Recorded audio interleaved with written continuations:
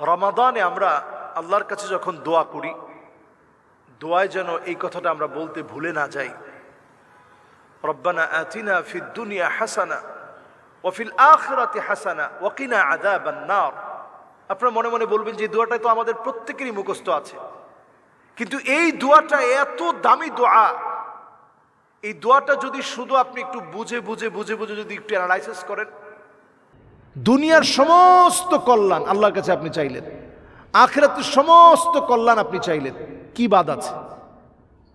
আমরা যদি বুদ্ধিমান হই এই দোয়াটা বেশি বেশি পড়ার চেষ্টা করি।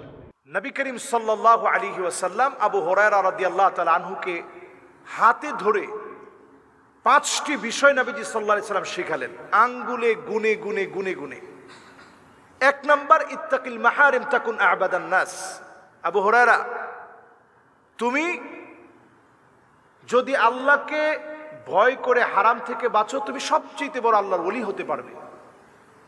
2 নাম্বার, ওয়ারদা বিমা কাসামাল্লাহু লাক তাকুন আগনান নাস।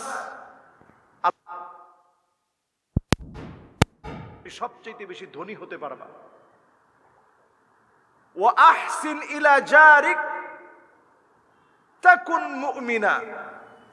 তুমি যদি তোমার প্রতিবেশীর সঙ্গে সুন্দর আচরণ করতে পারো তাহলে তুমি মুমিন হতে পারবা। ওয়া আহিব্বা ইলাইকা, যদি তোমার কাছে যা পছন্দ হয়, ওয়া আহিব্বা লিন্নাস মা তুহিব্বু লিনাফসিক, আপনি আপনার নিজের জন্য যা পছন্দ করলেন সেটা যদি আপনি অন্য জনের জন্য পছন্দ করেন তাহলে তাকুন মুসলিমা, আপনি মুসলমান হতে পারবেন। এরপরে 5 নম্বরে নবীজি হাত ধরে আবু হুরায়রা রাদিয়াল্লাহু তাআলা আনহুকে শিখালেন, আবু হুরায়রা শোনো, 5 নাম্বার যেটি মানলে তুমি আল্লাহর কাছে অনেক দামি হয়ে যাবা। সেই 5 নাম্বার বিষয়টা হচ্ছে, নবীজি বললেন যে বেশি হেসো না। ফাইন্না কাসরাতাদ দাহিক তুমিতুল কলব, অন্তরগুলোকে মৃত করে ফেলে, মৃত করে ফেলে।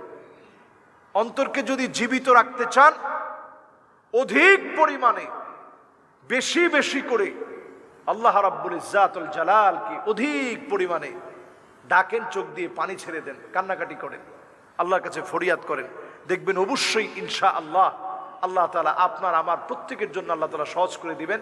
এই 5টি বিষয় আঙ্গুলে গুনে গুনে নবীজি শিখিয়ে বললেন, তুমি নিজে আমল করবা আর অন্যকে তুমি শিখিয়ে দিবা।